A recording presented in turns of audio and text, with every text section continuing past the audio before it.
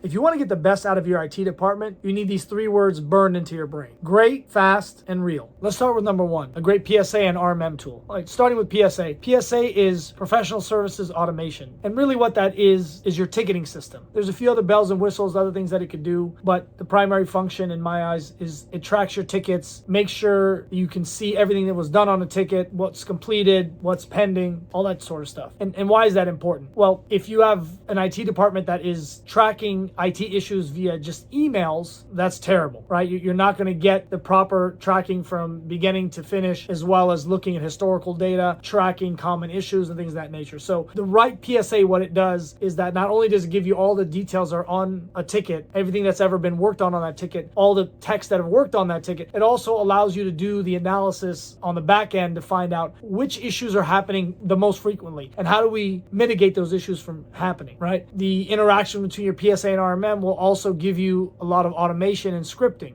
which we'll talk about in a second. But in a whole, your PSA allows you to become more efficient and gives you way more analytics and allows you to make higher level decisions on fixing these issues. Now moving on to RMM. RMM is remote monitoring and management. It's basically a tool that gets installed on all of your endpoints, your servers, and it allows you to remotely access those endpoints and servers. It allows you to create some level of automation. So instead of patching and doing updates on all these machines manually, you can create schedules. They can be delayed. They can be delayed, 2 weeks, a month, or so on and so forth. You just don't want to be doing these manually. And even more seriously, you want to make sure you're doing these updates because otherwise you create security loopholes. It also helps with deployments. You want to deploy a new piece of software. Let's say you guys are moving into Adobe Photoshop for everyone. With a click of a button, you can deploy Photoshop on all your computers as opposed to going in manually one by one. You can imagine how much time that takes. It's a huge waste of time. And the last component that's very important with RMM is alerting. If you've got issues with disk space, if you got issues with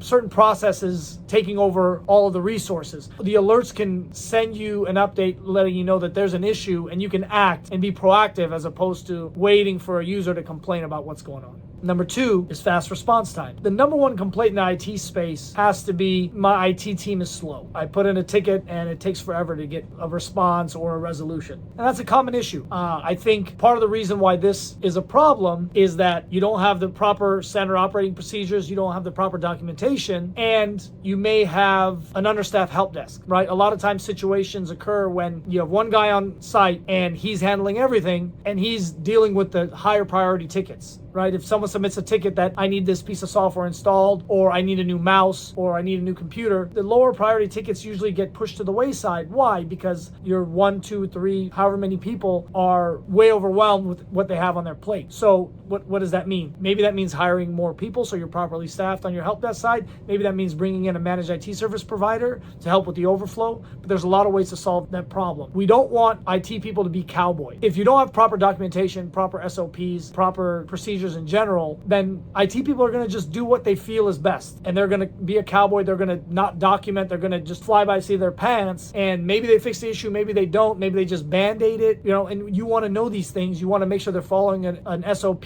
that fixes the problem every time. It's not kind of fixed. It's not going to happen again repeatedly. You want to make sure that there is a process for this. Number 3, real cybersecurity. This one I've seen fumbled a lot, and it's kind of scary that a lot of companies don't have basic cybersecurity. I'm talking about MFA, which is multi-factor authentication, a next generation antivirus, and an EDR. EDR is endpoint detection and response. MFA is the most basic of basic. If you don't have multi-factor authentication on your email, on relevant software and vendor services, this is it blows my mind. This is the easiest way to get hacked and the easiest way to protect yourself against basic level hacking. So you have to have multi-factor authentication enabled on everything that can use that technology. Going on to next generation antivirus. If you don't have an antivirus loaded on your endpoints, you're doing your team and your company a disservice, because this is basic stuff. You could use Microsoft Defender and layer on something on top of it, or you could use something like SentinelOne, and there's a lot of good pieces of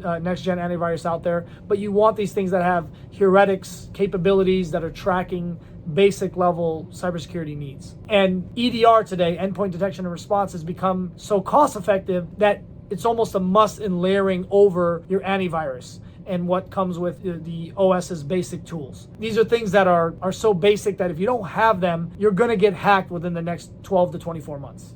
So those are the top 3 things that every IT department needs. If you have any questions about any of the content we spoke about, or you have any questions about IT in general, feel free to reach out.